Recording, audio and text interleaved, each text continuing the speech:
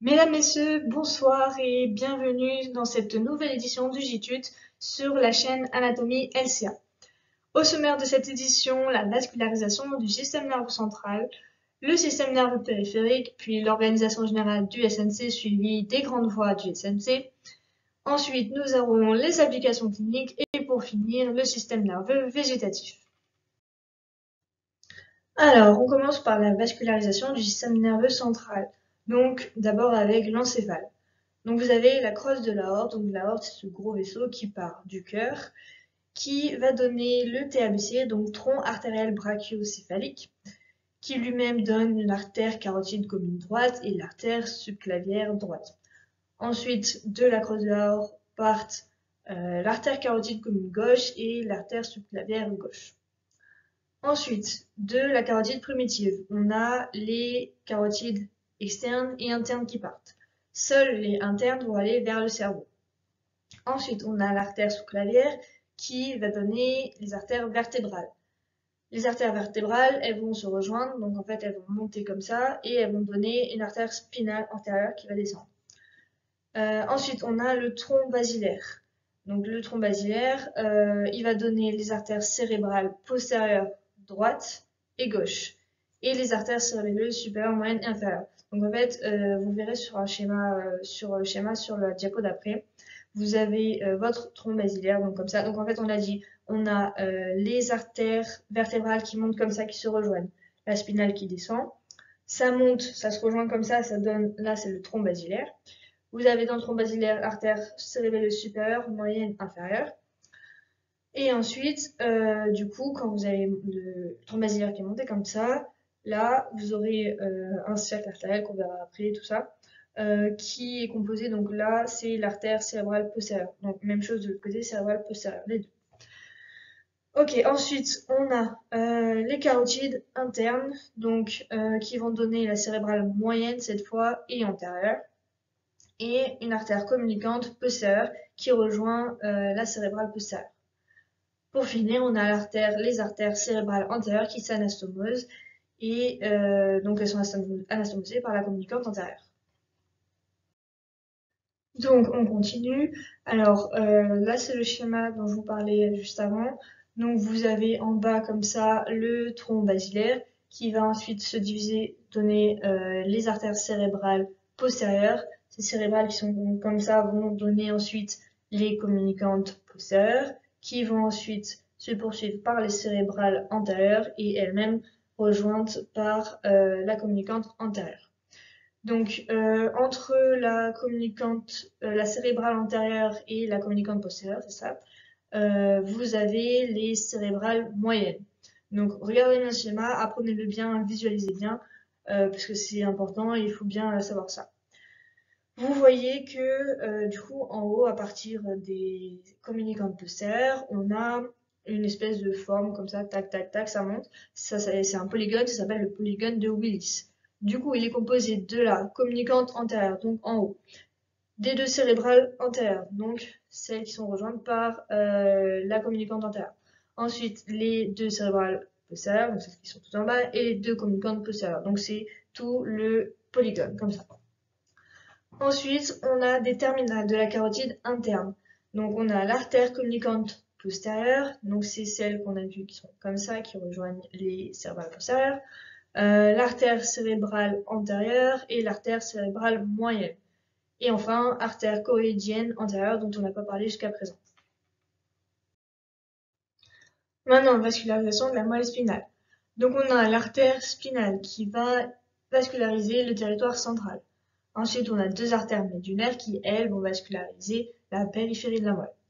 Et ensuite, donc on a nos deux artères vertébrales qui vont donner l'artère spinale, qui vont aussi donner des artères radiculo-pymériennes. Et celles-là, elles suivent les racines et elles vascularisent. Alors maintenant, le système nerveux périphérique. Donc le SMP, il est constitué de nerfs spinaux, c'est-à-dire les nerfs qui viennent directement de la moelle spinale, et des nerfs crâniens, donc les nerfs qui viennent de la base du crâne. Le nerf spinal, il est constitué de la racine antérieure, de la racine postérieure, la racine antérieure, Elle va innerver l'hypomère, donc muscles des parois et des membres, et les teguments.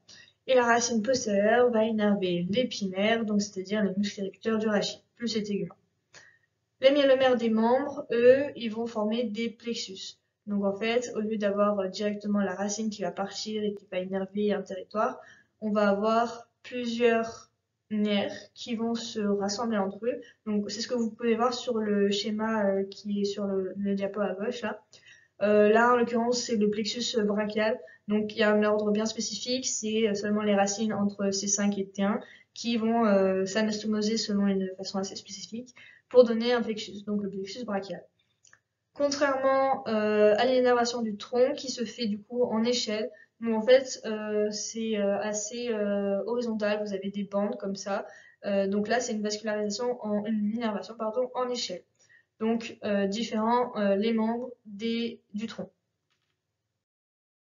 Alors là c'est le moment un petit peu barbare où vous allez devoir apprendre absolument par cœur les nerfs crâniens.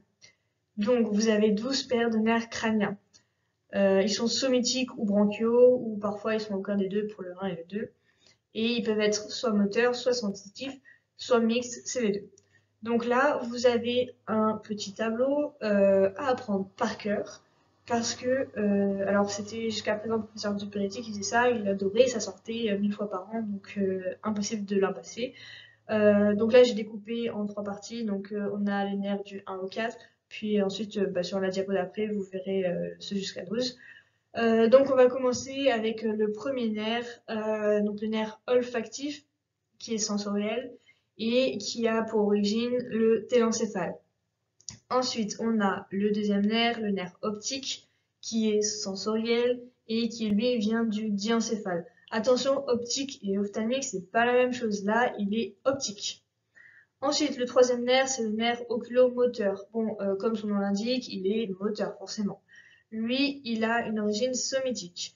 Donc, c'est le nerf extrinsèque de la motricité de l'œil. C'était pas précisé dans les cours de l'année dernière, mais je trouve ça assez intéressant de le savoir. Ensuite, quatrième nerf, donc le nerf trochléaire, qui est moteur, somatique, et pareil, c'est un nerf de la motricité extrinsèque de l'œil. On poursuit du coup avec les 8 autres nerfs. Donc le nerf 5, le nerf trijumeau, il est mixte et il vient du premier arc branchial. Donc lui, sa caractéristique, c'est que il a un ganglion trigéminé qui donne 3 branches terminales. Donc ces 3 branches, c'est le 5-1, il est ophtalmique. Donc attention, ophtalmique et pas optique comme le 2. Le nerf 5-2 qui est maxillaire et le nerf 5-3 qui est mandibulaire. Donc vous voyez bien que c'est pour la face. Donc vous avez en gros la partie supérieure ophtalmique, juste en dessous maxillaire et en dessous mandibulaire. Donc tout ça, ce sont des nerfs de la sensibilité de la face. Donc c'est un nerf qui est mixte, mais il s'occupera principalement de la sensibilité de la face. Ensuite, on a le nerf 6. Donc le nerf abducens, lui, il est moteur somatique. Et comme le 3 et le 4, c'est un nerf qui est pour la motricité extrinsèque de l'œil. Donc ils ont tous les trois les mêmes caractéristiques. Ensuite, on a le 7, c'est le nerf facial qui est mixte. Donc lui, il vient du deuxième arc branchial. C'est le nerf moteur des muscles possiers. Donc on a le 5 qui est le nerf pour la sensibilité de la face. Le 7, il est plutôt pour la motricité de la face. Mais tous les deux, ils sont mixtes, attention. Donc il est responsable de la mimique et on dit que c'est le miroir de l'âme. Ensuite, on a le nerf 8, qui est vestibulo-cochléaire. Donc, vestibulo, en fait, c'est vestibule, c'est un truc que vous avez dans l'oreille, c'est pour l'équilibre. Et cochléaire, c'est pareil, c'est pour l'audition. Donc, c'est dans l'oreille. Donc, c'est sensoriel. C'est l'oreille, c'est logique, vous bougez pas vos oreilles. Ensuite, on a une origine inconnue, on sait pas. Ensuite, vestibulo-équilibre, donc c'est ce que je dis, et cochléaire, c'est pour l'audition, c'est ce que vous verrez plus en détail avec Arina dans son cours sur les organes des sens. Dernière partie du tableau ensuite, donc avec le nerf 9 qui s'appelle glossopharyngien. Glosso, c'est la langue, donc c'est ce que vous verrez qui ressemble à hypoglosse. Ils vont aller ensemble, pareil, vous verrez ça dans le cours d'Arina. Donc glossopharyngien, c'est un nerf qui est mixte et qui vient du troisième arc branchial. Ensuite, on a le nerf vague, le nerf 10, qui est mixte aussi, qui vient du quatrième arc branchial. Donc lui, c'est pratiquement le nerf le plus long de l'organisme, donc il part de la base du crâne et il descend jusqu'à 20 cm au-dessus de l'anus. Donc lui, c'est le principal contingent parasympathique crânien. Ensuite, on a le 11. 11, nerf accessoire. Il s'appelle accessoire parce qu'en fait, il est accessoire au 10. Il est moteur et lui, il dérive du 6e arc branchial. Je rappelle qu'il n'existe pas de 5e arc branchial. Il régresse. Donc ce nerf accessoire, il a deux contingents. Un contingent médulaire céphalogire qui remonte à travers le foramen magnum et un contingent bulbaire phonatoire. Ensuite, dernier nerf, le nerf 12 qui est hypoglosse, qui est moteur, dont l'origine n'est pas précisée. Et voilà. Alors maintenant, organisation du système nerveux central. Donc il est organisé en 3 étages. Le premier, c'est l'étage segmentaire, donc c'est l'étage des myélomères pour la moelle spinale et l'étage des noyaux des nerfs crâniens pour le plancher du V4. C'est aussi l'étage des réflexes. Ensuite, deuxième étage supérieur, c'est l'étage intersegmentaire. Donc il est au-dessus, il a les fibres d'association qui réunissent les myélomères et c'est l'étage de la diffusion des réflexes cette fois. Dernier étage, c'est l'étage suprasegmentaire, donc tout en haut. Lui, il s'occupe du cerveau et du cervelet. Donc le cervelet, c'est la tour de contrôle qui a des actions homolatérales. Attention, c'est bien homolatérales. La plupart du temps, on a des actions qui sont contralatérales. Là, pour le cervelet, c'est homolatéral. Et elles sont involontaires. Alors maintenant, on continue. On a des aires qui sont effectrices. Ce qui veut dire qu'il y a une émergence à la conscience. Donc, en fait, on a conscience de nos mouvements, de ce qu'on fait. C'est l'inverse des aires muettes. Donc, on a le gyrus précentral qui est la voie de la motricité volontaire. C'est la voie pyramidale. Tout ça, on va le revoir juste après. Donc, gyrus précentral, motricité volontaire. Le gyrus postcentral, c'est le gyrus de la sensibilité cutanée. Ensuite, on a le lobe occipital, donc tout derrière, c'est pour la vision. Le lobe temporal pour l'audition, c'est facile à retenir. Temporal, c'est sur le côté, c'est à côté de l'oreille, donc voilà. Et l'aire olfactive. Alors, on a un hémisphère dominant. Donc, pour les gauchers, ce sera l'hémisphère droit. Pour les droitiers, ce sera l'hémisphère gauche. Et dans cet hémisphère dominant, on trouve un quadrilatère qui s'appelle le quadrilatère de Pierre-Marie. Donc, en fait, il est composé de 4 aires. Donc, la première, c'est l'aire de la parole, qui s'appelle aussi l'aire de Broca. Elle est située au pied du gyrus préfrontal, en regard de la représentation de la bouche sur l'homunculus de Penfield. L'homunculus de Penfield, en fait, c'est une représentation des organes, non pas en fonction de leur force, mais en fonction de la précision de leur mouvement. Donc, par exemple, la main, vu qu'elle peut faire plein de petits mouvements, elle sera représentée en énorme sur l'homunculus de Penfield. Ensuite, on a l'aire de l'écriture. Elle est en avant du gyrus précentral, juste au-dessus de l'aire de la parole, en regard de la représentation de la main sur l'homunculus de Penfield. Donc les deux, ça fait partie du gyrus précentral, vu que ce sont des actions motrices. Ensuite, on a l'aire de l'audition, qui est au niveau du lobe temporal, donc toujours pareil, temporal, c'est à côté de l'oreille, donc voilà. Et l'aire de la lecture, qui est au niveau du lobe occipital. Donc on a dit tout à l'heure que la vision, c'était lobe occipital, donc c'est logique. Alors maintenant, on va parler des grandes voies du système nerveux central. Donc c'est ce dont je vous avais dit qu'on reparlerait plus tard et qu'on avait détaillé. Voilà, c'est maintenant. Donc c'est hyper important à connaître. Donc on commence avec les voies sensitives de la sensibilité cutanée. Alors l'effecteur, il est au niveau de la peau, toujours. Il va aller rejoindre, donc la fibre nerveuse plutôt, va aller rejoindre un nerf spinal. Ensuite, ce nerf, il va aller jusqu'au protoneurone. Ce protoneurone, il est toujours dans un ganglion. Que ce soit dans le ganglion spinal, qui est situé sur la racine postérieure de la moelle, ou un ganglion qui vient d'un nerf crânien. Donc par exemple, on a évoqué tout à l'heure le ganglion trigéminé, et ben ça peut aller dans ce ganglion-là. Ensuite, la fibre nerveuse va rejoindre le deutéroneurone. Le deutéroneurone, il est toujours dans le système nerveux central. Donc soit dans la corne postérieure de la moelle, soit au niveau d'un noyau dans le bulbe. Ensuite, il va y avoir une décussation systématique avec un trajet ascendant. Donc trajet ascendant, en fait, c'est logique. Vous avez un stimulus extérieur, donc on vous touche la peau, vous sentez. Donc l'information va aller monter jusqu'au cerveau. Donc en rejoignant le troisième neurone qui est au thalamus, et ensuite la fibre va aller jusqu'au gyrus post-central sur l'homunculus de Penfield. Donc post-central, puisqu'on avait dit que c'était là où se terminaient les voies de la sensibilité cutanée. Alors maintenant, on va passer aux voies motrices. Alors attention, il en existe deux. Il existe la voie motrice volontaire, qui est pyramidale, et la voie motrice involontaire, qui est la voie extra-pyramidale. On commence par celle-ci. Donc celle-là, elle n'est pas issue de la grande cellule pyramidale de Petz. C'est pour ça qu'elle s'appelle extra-pyramidale. Donc elle est involontaire. Elle a une origine corticale, elle va passer par les noyaux centraux, puis le locus ligaire, et ensuite elle va avoir une boucle de contrôle cérébelleuse, donc le cervelet, et des voies qui sont... Est-ce qu'elles sont ascendantes ou descendantes? Je sais pas, parce qu'il y a eu des petits problèmes. Donc maintenant, deuxième partie de la motricité volontaire cette fois, donc avec la voie motrice pyramidale. Donc, elle a pour origine la grande cellule pyramidale de Betz, qui est située au niveau du gyrus précentral, donc gyrus moteur. C'est une voie qui est mononeuronale et qui est constituée de deux faisceaux. Le premier, c'est le faisceau cortico-nucléaire, donc qui part du cortex pour aller jusqu'au noyau, c'est dans le long. Deuxième faisceau, c'est le cortico-spinal, donc pareil, il part du cortex pour aller jusqu'à la moelle spinale. Alors, le premier, donc cortico-nucléaire, il véhicule la motricité céphalique. Il a un trajet descendant, donc descendant logique parce que c'est vous qui décidez de bouger votre tête, c'est votre cerveau, c'est pas l'inverse, non pas. Donc ensuite, il va passer par le centre ovale, la capsule interne, le pied du mésencéphale. La décussation va se faire au niveau du tronc cérébral pour ensuite se terminer au niveau de la première et de la deuxième colonne des noyaux du V4, c'est-à-dire les colonnes somatomotrices et bronchiomotrices qu'on a vues tout à l'heure. Ensuite, deuxième faisceau, cortico-spinal, donc lui, il va véhiculer la motricité des membres et du tronc.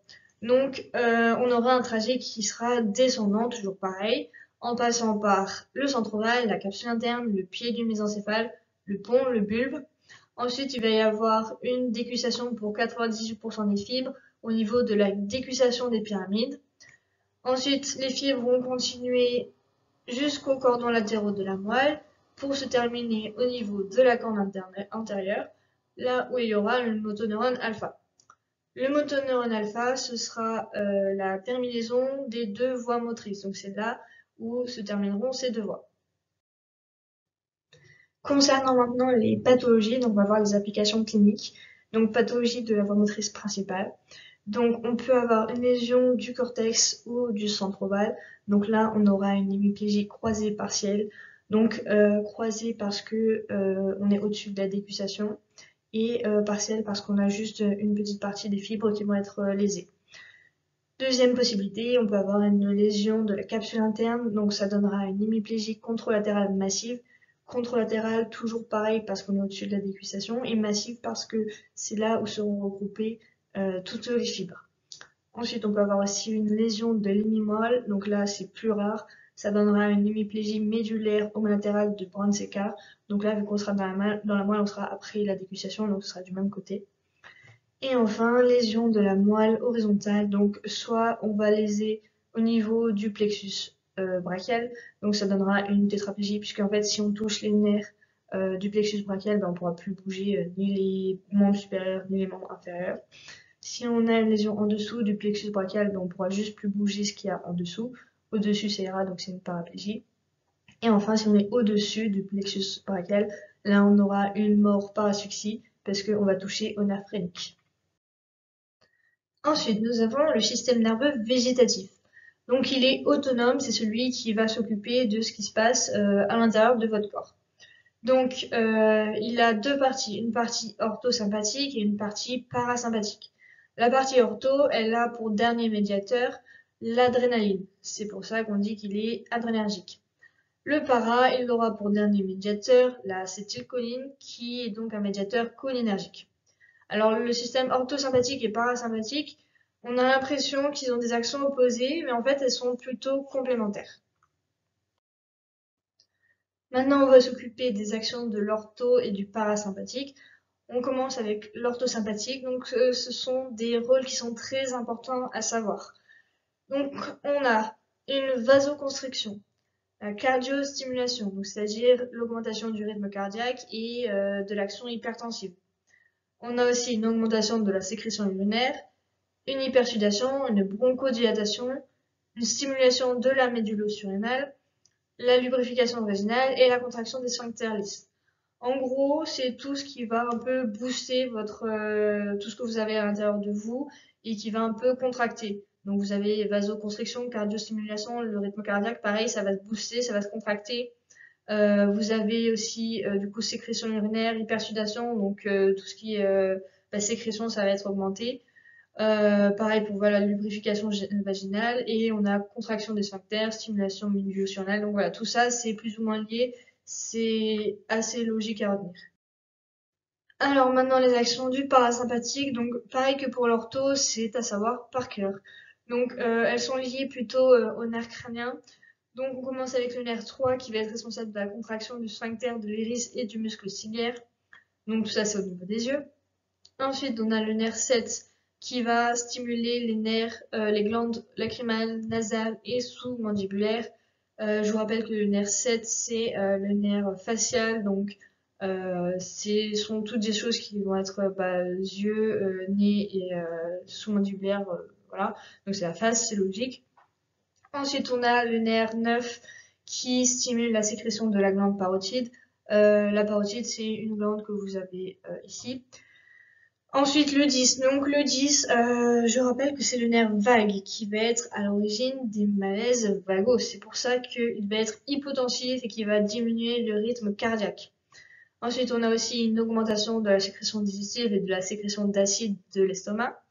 Augmentation du péristaltisme du tube digestif. Donc en fait, le péristaltisme, en fait, c'est en gros la contraction de vos viscères digestifs pour le transit.